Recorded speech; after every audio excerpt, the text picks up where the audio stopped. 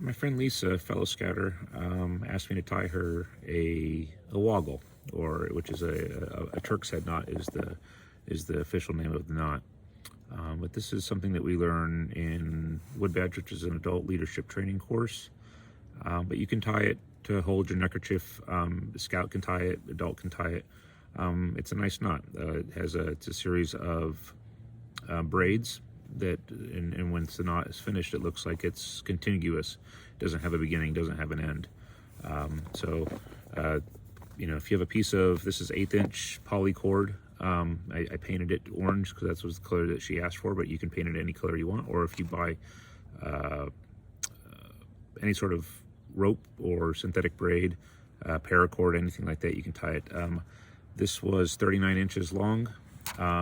If you wanted to make a 2-color, you can paint 13 inches one color and 13 inches another color, and then the other 13 inches a different color, and then when you weave it, you'll have it'll look like 3 different colors interwoven around.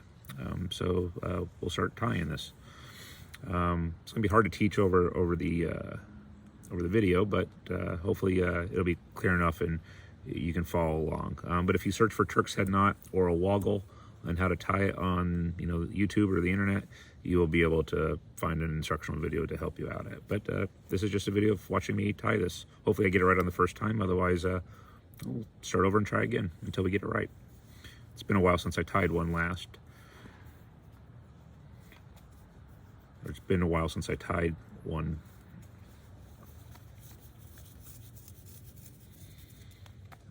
And let's see, that piece has got to go over that way, and that tucks through like so.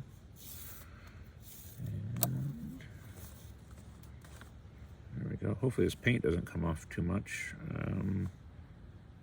Crap, I forgot where I was supposed to go. I think it's supposed to go underneath there. The hard part is just getting the first braid done, because once you get the first braid done, then you're sort of just following it around for the other braids, depending on how long you make it. And that looks like it's going to work. So I think I did it right. So now I have one braid done, so then what I'm going to do is I'm just going to follow where I started, and you just sort of trace it through. So if you're if you're climbing and you do like a figure 8 follow through, where you just sort of follow the path of the rope to finish tying it off, this is going to be very, very similar. Already I can start seeing some of the paint wear off, but that's not good. But we will continue to try and see how well this works out. That one follows that one. You might even be able to sort of slide it off your finger at this point, and then you can sort of work the braid. Yeah, my fingers are turning orange, so it means some of the paint's already coming off. Maybe I'll have to find some good orange string. I'll tie another one later on. But this is what I had to work with. I had some orange spray paint, and I had some nylon cord. So latex paint works good. Enamel paint works really well. Get a couple of coats on there. Ends up holding really well. A little bit more of a durable paint than this Rust-Oleum spray paint that I had in the garage for marking things with. Usually I use this to paint my chainsaw. I paint the nuts that hold on the blade or the chain cover. That way if I drop them in the yard or where I'm out cutting wood, I know that I can find the nuts on the ground instead of just looking for a metal nut on the ground. It's bright orange. So helpful trick if you do a lot of chainsawing and want to know where your parts are all the time. So when I'm done with this should have 3 braids going all the way around. And we will continue to work on this. I'm sorry I'm doing this in my lap. You guys can't even see it on video. So I'll hold it up a little closer to the video. You can watch me sort of going around working through this braid.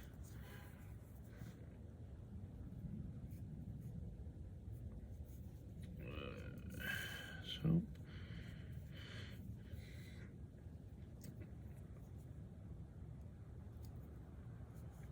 So we're just up and over,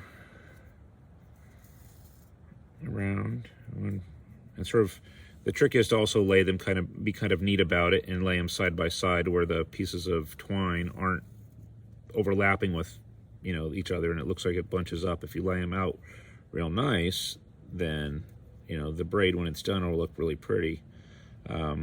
You can use you can loosen them up and lay them flat as well for, you know, Turks head knots. You can do all sorts of things. It's a decorative knot.